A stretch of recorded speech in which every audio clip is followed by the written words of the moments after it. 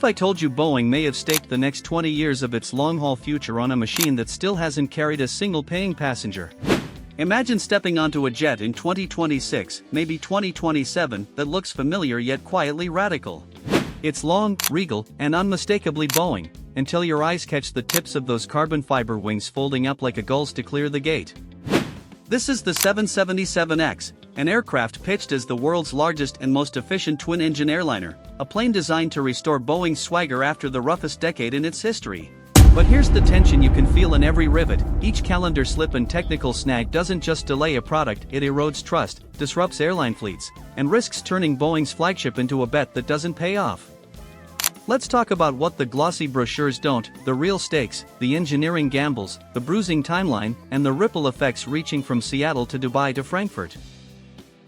As you listen, ask yourself, if you were running an airline, would you double down on the 777X, or hedge? The story starts back in 2013. Boeing officially launched two variants, the ultra-long-range 777-8 and the bigger, higher-capacity 777-9. On paper, the pitch was irresistible. Stretch the winning 777 formula, graphed on a transformational composite wing with folding tips, power it with GE's all-new G9X, the most advanced high-bypass turbofan ever certified, and deliver a cabin experience echoing the Dreamliner but on a grander scale. Boeing set typical two-class seating at about 395 seats for the 777-8 and 426 for the 777-9, with advertised ranges of roughly 8,745 nautical miles and 7,285 nautical miles respectively, numbers meant to make network planners salivate. Boeing also claimed double-digit improvements in fuel burn and operating cost versus the competition, a thinly veiled reference to Airbus's A350-1000. The 777-9 lifted off on its maiden flight in January 2020, just as the world was about to shut down. The timing could not have been worse for a widebody program. Still, that first flight marked a milestone in a certification journey already complicated by new safety scrutiny after the 737 MAX crisis. The aircraft would need to prove not just that it flew well, but that its innovations, especially those folding wingtips, were bulletproof in every conceivable scenario. Fast forward and the headlines have been mixed at best. Boeing's test program has seen the kind of rough weather that scars a timeline, a dramatic static load test failure in 2019 when a door plug blew out of a non-flying test airframe, an extended rebaselining of certification plans, and, more recently, a 2024 discovery of a structural problem in the engine pylon mounting that forced Boeing to pause testing and ground all 4 test jets while engineers redesigned a connector and inspection regime. Testing resumed in early 2025, but the schedule padding was already consumed.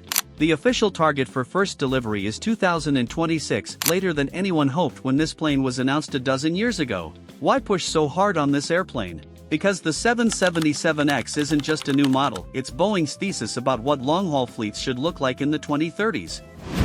The logic is elegant. Take the 777 family's airport familiarity and cargo capacity, add a next-gen wing with 235-foot span in flight, holding to 212 feet at the gate, and unlock an envelope of range, payload, and seat economics that could out-earn the A350 on many missions. The folding tip, governed by special FAA certification conditions, auto-locks down before takeoff and includes cockpit indications, interlocks, and alerts to prevent a takeoff with tips-up scenario, one of those rare innovations where airport compatibility drove a design that looks radical but operates like clockwork. Under the hood, the GE9X is the star. It's a behemoth with a composite fan, record-low specific fuel consumption for its class, and pressure ratios that squeeze every drop of efficiency across long sectors. GE achieved FAA-type certification on the GE9X in 2020, and the engine has already earned a Guinness World Record for the highest thrust from a commercial turbofan during ground testing, useful bragging rights even if routine ops never touch those numbers.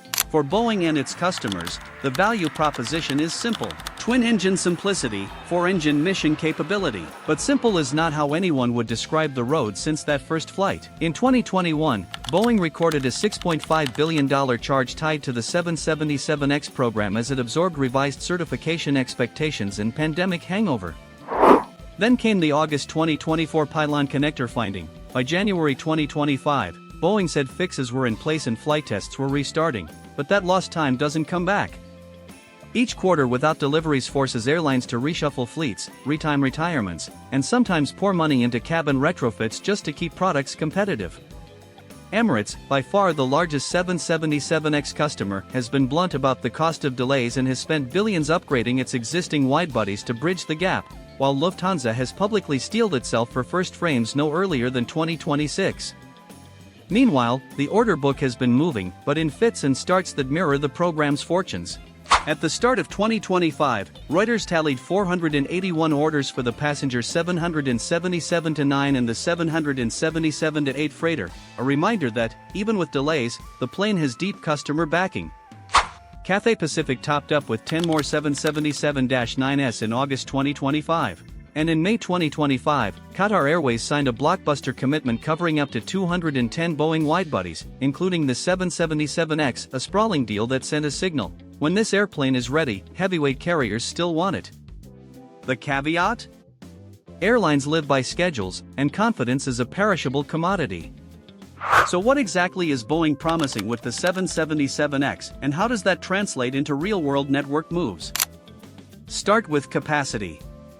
Many airlines will configure the 777-9 in the high 300s to low 400 seats in 3 classes. Boeing's typical 2-class figure is 426, which tells you the fuselage real estate is meant to do heavy lifting. Then consider that new composite wing, a larger span than the 777-300ER with a modern airfoil and load alleviation, giving pilots tools to keep ride quality up and drag down. The folding tips are the trick that lets a Code F span cruise like a swan but taxi and park like a Cody 777-300ER, avoiding a massive airport compatibility tax. And inside, the 777X borrows the Dreamliner's passenger-pleasing playbook: bigger windows, lower cabin altitude targets, improved humidity, and a wider cabin through thinner sidewalls that let airlines choose either more seat width or more aisle width at 10 abreast. In other words, it's an airplane built to win both the spreadsheet and the selfie. If the airplane is so compelling, why all the angst? Because fleet decisions are physics plus timing. When Boeing first pitched the 777X, the world looked like a steady upgauge from a 330S and 787-8S toward larger twins. Then COVID reshaped demand, Airbus sharpened the A350-1000's value, Boeing itself prioritized the 777-8F to chase the still-hot cargo market, and supply chains turned aircraft production into an exercise in constraint management. Every year the 777X slips as a year airlines plug schedule holes with a 350-1000S, 787-10S, or life-extended 777-300ERs. Every quarter of uncertainty nudges some buyers to diversify long-haul fleets. That's why delivery timing has been the headline that just won't quit. Reuters reports, Boeing's official line is 2026 for first delivery, with Lufthansa likely first. Emirates has publicly braced for late 2026 or even 2027. Those aren't the disastrous timelines of a cancelled program, but they do force real trade-offs at airlines that need seat miles now. What about the infamous 2019 stress test failure? Context matters. The incident happened on a ground test article that never flies, during an ultimate load test that pushes structures to about 1.5 times the highest expected in service. That is exactly where you want to find a weakness, in a controlled environment, with the FAA watching, far from a revenue flight. Boeing suspended testing, inspected, reinforced where needed, and moved on. Was it a PR headache? Absolutely. Was it a showstopper? No.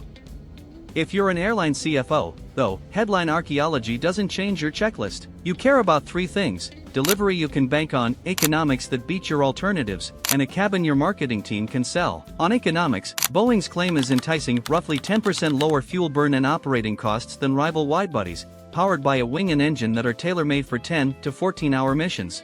On cabin, the 777X's extra inches of width and the Dreamliner-style environment promise the kind of comfort that drives loyalty, especially in premium cabins. On delivery, that's where today's bet meets tomorrow's reality. Let's scan the customer roster. Lufthansa wants the 777-9 to anchor premium long-haul and complement its A350s, a pairing that gives it flexibility across the Atlantic and to Asia. Emirates has built an empire on the 777-300ER. For them, the 777-9 is not just a replacement, it's the next-gen workhorse. Cathay Pacific's top-up order signals confidence that a high-capacity twin with better economics than the 777-300ER can rebuild its long-haul network. And Qatar's mega-order, covering 777X and 787 families, keeps Boeing in the conversation for the Gulf Super Connectors. These aren't hobbyists, they're the airlines that set global long-haul patterns. Still, each has hedges. A 350-1000S on the other side of the ledger, 787-10S where stage lengths and cargo demand allow, and cabin retrofits as insurance. The message to Boeing is consistent: deliver on time, and we'll deploy, slip again, and we'll redeploy. There's also a quiet subplot, the 777-8. Here, the 777XS big fan physics help, high bypass ratios excel at cruise, and the slim composite wing lets pilots ride the right side of the drag curve hour after hour. The reward isn't just lower block fuel, it's greater payload range flexibility when headwinds bite. Multiply that across a fleet, and you start to see why finance chiefs tolerate the upfront pain of a delayed program if the payoff is a decade of CASM advantage.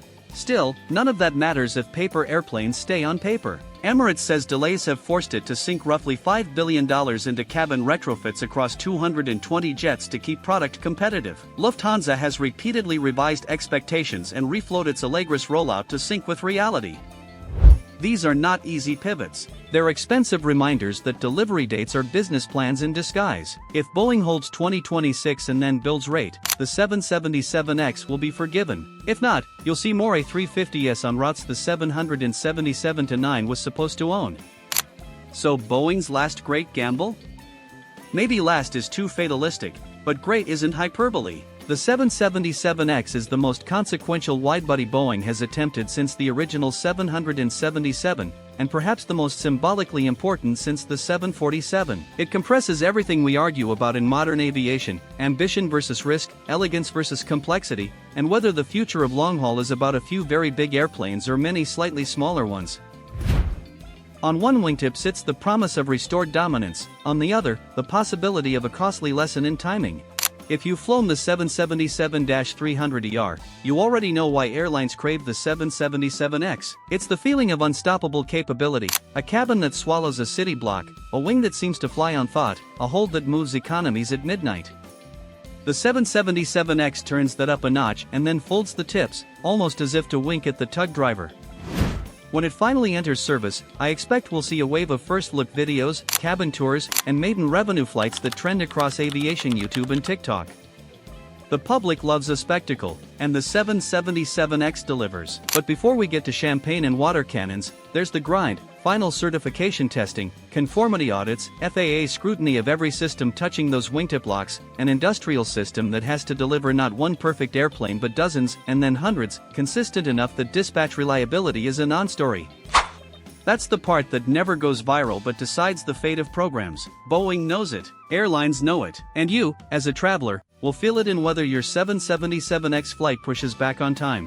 If you've made it this far, here's your moment to be part of the conversation. Would you fly the 777X on day one, or would you wait for a few months of service kinks to shake out? If you run an airline in your head, don't we all? Do you bet the thickest long-haul routes on a brand new flagship or split the order with safer choices like the A350-1000 and 787-10? Tell me in the comments your route wish lists, your cabin configs, your skepticism, your hype. I read every one. And if this deep dive scratched your aviation brain, make sure you're subscribed with notifications on. The next 12 months will tell us whether Boeing's 777X story arcs toward redemption or cautionary tale. Flight tests are airborne again. Lufthansa's first frame is in sight. Emirates crews are waiting. Cathay has doubled down. Qatar's mega commitment is written in ink. And somewhere in a Boeing final assembly bay, two folded wingtips are waiting to stretch. When they do, when that first revenue flight lifts off, the 777X won't just be another airplane. It'll be a verdict on whether bold bets still win in commercial aviation.